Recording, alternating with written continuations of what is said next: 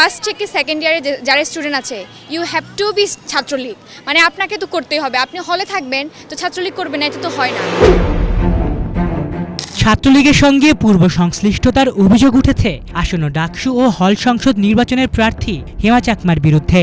সম্প্রতি সামাজিক যোগাযোগ মাধ্যমে জানিয়ে চলছে সমালোচনার ঝড়। তিনি আগে ছিলেন ছাত্রলীগের ঢাকা বিশ্ববিদ্যালয়ের স্বাস্থ্য অর্থনীতি ইনস্টিটিউট শাখার সাংস্কৃতিক উপসম্পাদক। এখন তার রাজনৈতিক অবস্থান পরিবর্তন নিয়ে স্বাভাবিকভাবেই প্রশ্ন তুলছেন অনেকেই। তবে হেমা বাংলা ভিশনকে জানিয়েছেন অনেকটা বাধ্য হয়ে ছাত্রলীগের কমিটিতে যুক্ত হতে হয়েছিল তাকে। তো 2022 সালে ক্যাম্পাসে এসেছি, তো 22 সালে যখন আমি ক্যাম্পাসে এসেছি তখন যদি আপনি প্রতিটি ডিপার্টমেন্টে প্রতিটি হলে যান, ফার্স্ট থেকে সেকেন্ড ইয়ারে যারা স্টুডেন্ট আছে you have to be Chhatra League, মানে আপনাকে তো করতেই হবে। আপনি হলে থাকবেন তো ছাত্রলীগ করবেন না, এটা তো হয় না। এখন আপনি যদি আমাকে এই প্রশ্নটা করেন তাহলে সেই ক্ষেত্রে আমি যখন ফার্স্ট ইয়ারে ছিলাম তখন ওইভাবে আমার নাম দেওয়া হয়েছিল। আর আমি ভাই ছোট্ট একটা মানুষ, ক্যাম্পাসে আসছি, জাতীয় রাজনীতিতে আমি কিছু বুঝি, আমি তো কোনো কিছুই বুঝি না। তো সেখানে নাম দেওয়া মানে সিনিয়ররা বলেছিল যে নাম দিব কি না, আমার কোনো হেডেক ছিল না, থাকলেও কি না থাকলেও কি। আর নাম কমিটিতে ছিল এটা আমি বলছি, কিন্তু আমাকে কি কোনো অ্যাক্টিভিজমে দেখা গিয়েছে কোনো নেতার সাথে কি আমি ছবি তুলেছি, এরকম কোনো কার্যক্রমের সাথেই তো আমি যুক্ত ছিলাম না। এখন আমরা যদি একটু পরিস্থিতিটা দেখার চেষ্টা করি, দেশের সর্বোচ্চ লেভেলে যারা ক্ষমতায় আছেন এখন পর্যন্ত, ছাত্র উপদেষ্টা যারা ছিলেন এবং এখনও পর্যন্ত বিভিন্ন ছাত্র রাজনীতির সাথে যুক্ত ছিলেন, এবং ডাকসুতে এরকম অনেক প্রার্থী আছেন যাদের ছাত্রলীগের নাম ছিল, প্রকাশ্যে নেতার সাথে ছবি আছে, ফুল দিয়ে বরণ করছে, তাহলে তো তারাও তো একই কাজ। সেক্ষেত্রে আমি তো খুব সহজ সরল, আমি ফার্স্ট ইয়ারে আসছি, আমি কোনো কিছু বুঝি না ছিল, কিন্তু আমার তো কোনো অ্যাক্টিভিজম ছিল না, আমি কোনো নেতার পিছে গিয়ে পা চাতি নাই, কোনো ক্ষমতার জন্য আমি পা চাতি নাই। হেমা জানান কমিটিতে যুক্ত হলেও কখনোই ছাত্রলীগ কর্মী হিসেবে পুরোদস্তুর দায়িত্ব পালন করেননি তিনি। যখন আমরা ঢুকলাম তো ফার্স্ট ইয়ারে যারাই হলে ঢুকেছে তারা সবাই গণরুমে ছিল, এবং যে সিস্টেমটা ছিল আপনি যদি হলে থাকেন, যেহেতু আপনি লিগ্যাল সিট বিশ্ববিদ্যালয় দিতে পারছে না, বিশ্ববিদ্যালয় পুরো ব্যর্থ, সেই যে সবাইকে যেহেতু আবাসন সুবিধাটা দিতে পারছে না, তো যে যারা আর্থিকভাবে আমার মতো অবস্থা খারাপ এবং যারা দেশের বিভিন্ন প্রত্যন্ত এলাকা থেকে এসে, তাহলে তারা যাবে কই? তো অবশ্যই তাদেরকে হলে থাকতে হবে। তো সেক্ষেত্রে হলে থাকার যে সিস্টেমটা ছিল, আমাকে যদি আবাসন সুবিধাটা নিতে হয়, আমাকে এই যে নাম লেখাতে হবে, আমাকে মিটিং মিছিলে যেতে হবে, তো এরকম এগুলার কারণে তো ছিল, তো যার কারণে আবাসনটা একটা কোর প্রবলেম। আমার কথা যদি আমি বলি, ফার্স্ট থেকে থার্ড ইয়ার পর্যন্ত আমি হলে কোনো সিট পাইনি।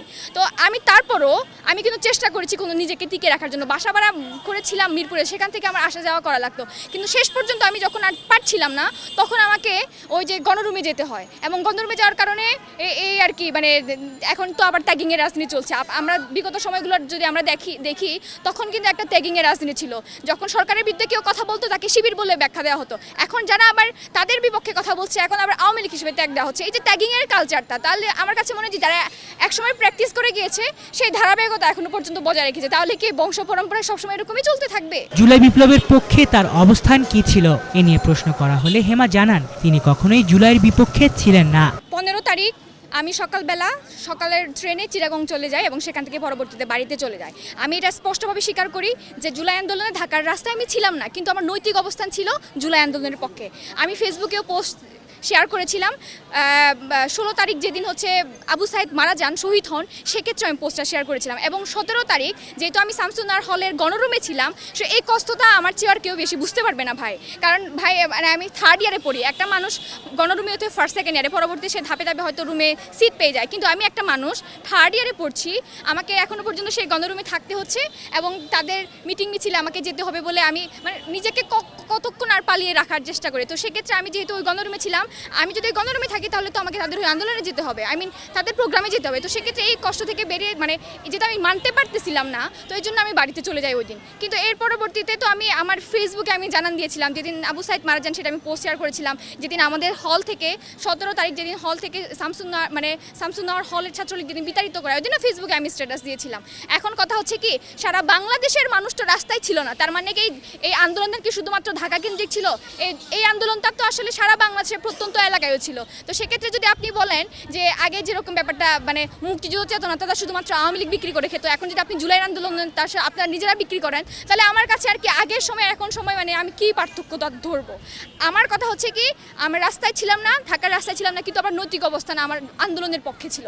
ভাই কেন থাকবে না বলি, আওয়ামী লীগ সরকারের কথা যদি আমি বলি, আমি পাহাড় থেকে উঠে আসা মানুষ, এবং আওয়ামী লীগ সরকারের সাথে আমাদের যে পার্বত্য চুক্তিটা হয়েছিল সেখানে কিন্তু আমাদেরকে বাঙালি বানিয়ে দেওয়া হয়েছিল। আমি তো বাঙালি হিসেবে নিজেকে আখ্যায়িত করতে চাই না, বিকজ আমার একটা স্বাতন্ত্র্য বোধ আছে। আসন্ন ডাকসু নির্বাচনে বাম জোটের হয়ে অংশ নিচ্ছেন হেমা চাকমা।